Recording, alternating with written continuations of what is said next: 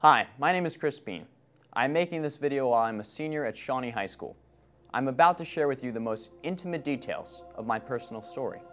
I want to expose you to a problem that is widespread in society, but people are afraid to speak out. I am not afraid. This isn't easy for me to talk about, but I hope that in telling my story, I will enable people to become more aware and accepting. All I ask for you is to keep an open mind and listen. I have a life-threatening mental illness called bipolar I disorder. I got in trouble with the law twice. I was almost sued by a very powerful and wealthy man. There have been times I've been suicidal, and I stayed at 3 psychiatric hospitals during different time periods for safety and rehabilitation. Up until 8th grade, I was a high-achieving kid that had many friends, was the president of my middle school, and played for my school as a 3-sport athlete. Towards the end of my 8th grade year, I was doing a baseball drill and suffered a serious head injury. My doctors today think that head injury triggered my dormant genes that run in the family for bipolar disorder.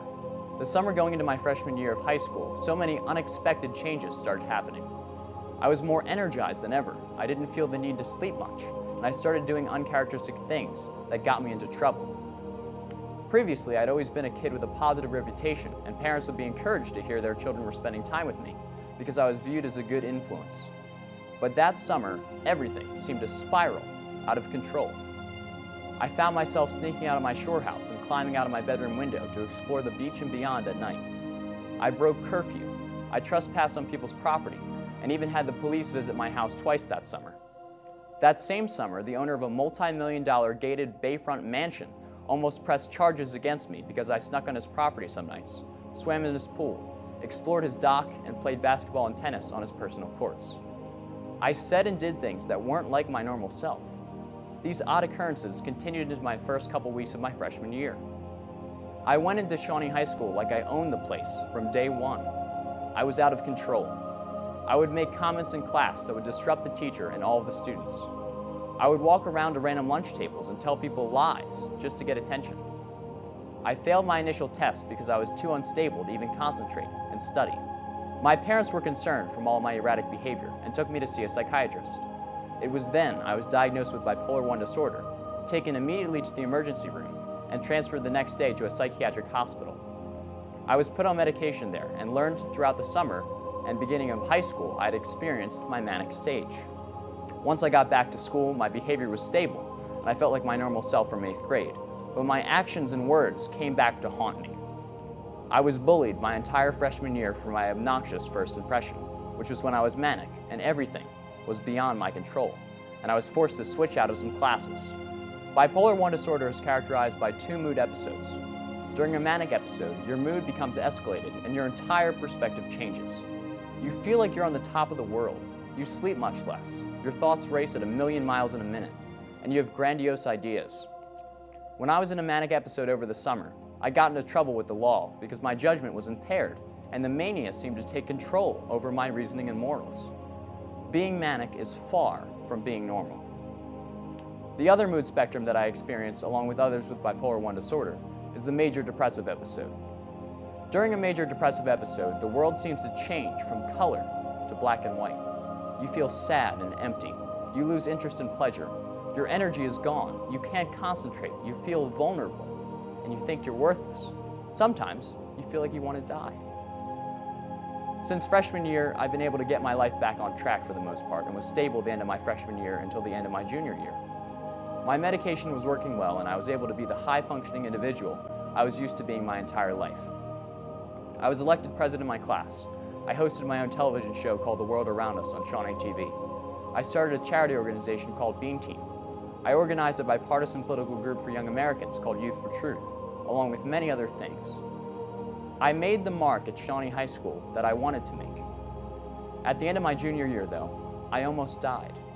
My whole body felt terrible, and I knew something was severely wrong. Out of nowhere, I started having suicidal thoughts. I knew I needed to get help, and I drove to the emergency room and was transferred to a psychiatric hospital. I eventually learned one of the medications I was taking poisoned my bloodstream, and that's why I felt so awful. It turns out if I wouldn't have gone to the hospital, I most likely would have died from lithium toxicity. My senior year has been nothing short of a challenge. I am 0 for 36 in attempts of finding the correct combination of medication to stabilize my mood this year. I have been severely depressed on and off this year and had to miss a lot of school. There have been times where I felt suicidal. Not wanting to live anymore is the coldest concept anyone can ever think. When you suffer from depression, there are points where you absolutely can't function, let alone go to school. Not only have I missed out on school, I missed out on some would-be highlights of my senior year. I couldn't attend Shawnee's school-wide blue and white night event, even though I was the senior overall captain for the white team. I was voted homecoming king of my school and couldn't even attend my own dance because of how depressed I was that day. I got a lead in Shawnee's musical, Les Mis, but shortly after I had to be hospitalized because I hit such a scary low point in my depression. As a result, I had to give up my role and missed out on one of the experiences I was most looking forward to this year with the musical. I wanted to die on Christmas Day, and I was in a psychiatric ward on my birthday. Those are just some of the things I missed out on because of my condition. I am telling you this part because bipolar disorder and mental illness can take anyone away from their normal lives and prevent them from being involved in a number of things. Some people who suffer from mental illness can't just suck it up or try to snap out of it. Time and time again, my condition has changed my entire thought process, which is beyond my control. No matter how positive and happy I want to be, all I feel when I'm depressed is sadness and pain. All I can think about is negativity and pessimism. Bipolar disorder is supposedly caused by a chemical imbalance in your brain. Certain medications can change the chemical levels in your brain, and ultimately, if you find the right medicine combination, you and your doctors can manage your condition. Medication and psychotherapy can together help manage most mental illnesses. Dr. Jameson is the leading expert in the world on bipolar disorder. She co-wrote the classic textbook for the medical community on this illness.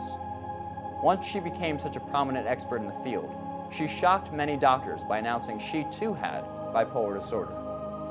Two of her quotes from a book Dr. Jameson wrote, An Unquiet Mind, a memoir of moods and madness, are worth sharing.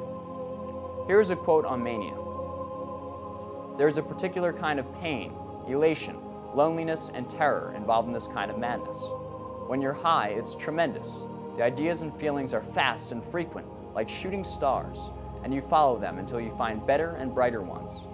Shyness goes, the right words and gestures are suddenly there, the power to captivate others a felt certainty. There are interests found in uninteresting people. Sensuality is pervasive, and the desire to seduce and be seduced irresistible. Feelings of ease, intensity, power, well-being, financial omnipotence, and euphoria pervade one's marrow. But somewhere, this changes. The fast ideas are far too fast, and there are far too many. Overwhelming confusion replaces clarity. Memory goes. Humor and absorption on friends' faces are replaced by fear and concern. Everything previously moving with the grain is now against. You're irritable, angry, frightened, uncontrollable, and enmeshed totally in the blackest caves of the mind. You never knew those caves were there. It will never end, for madness carves its own reality. And here's a quote from Dr. Jameson's book on depression. Others imply that they know what it is like to be depressed because they have gone through a divorce, lost a job, or broken up with someone. But these experiences carry with them feelings. Depression, instead, is flat, hollow, and unendurable. It is also tiresome. People cannot abide being around you when you're depressed. They might think they ought to, and they might even try. But you know, and they know, that you are tedious beyond belief. You are irritable and paranoid and humorless and lifeless and critical and demanding, and no reassurance is ever enough. You're frightened and you're frightening, and you're not at all like yourself but will be soon. But you know you won't. I am not the only person affected by mental illness. The National Institute of Mental Health estimates that 1 in 4 American adults suffer from a diagnosable mental illness in a given year. In fact, many people are successful despite the fact that they suffer from a mental illness. There are many famous historical figures that have made wonderful contributions to our world that were mentally ill in their time, including Abraham Lincoln, Sir Isaac Newton, Winston Churchill, Vincent van Gogh, and Ludwig van Beethoven. Mental health should be a topic that is openly discussed to promote awareness and acceptance. But unfortunately, there is immense negative stigma in our society about mental health. Having a mental illness is a serious condition that should be understood. When we think about mental illness, we think about untreated crazy people who attract a lot of negative media attention. We don't look at the big picture as an uncontrollable condition that millions of people suffer from, where a chemical imbalance in their brain and other factors prevent them from acting like themselves. Treatments for serious mental illnesses are highly effective. I know that soon I will finally find a medication regimen that works for me long term, and then I can live a more stable life. Try to look at it this way. When someone has their arm in a sling, you know they've been injured. When someone is told they have cancer, you know it's a severe diagnosis. But mental illness is not nearly as obvious, yet it can be very serious too. You don't know what's going on in another person's brain. I am asking you to focus on being more accepting of others and their circumstances. I guarantee that you know at least someone in your life that suffers from a mental illness. The sad part about that is they might be afraid to be open about their condition because of how much negativity there is in our society about diagnoses such as theirs. Some things are out of our control. Please be there for a friend who needs help, just like my close friends have been there for me. Be more aware of the signs of mental illness and ways to get help. If someone is acting very differently than they're used to, keep an eye out for that person and let that person's family know. It very well could be that individual is suffering from an undiagnosed mental health issue that he or she can't control. There's no shame in seeing a psychiatrist or therapist for your health. With some help, a person with a mental illness can feel healthier, safer, and happier. Mental illness is a serious health issue that affects millions of people, including myself. Learn, listen, accept.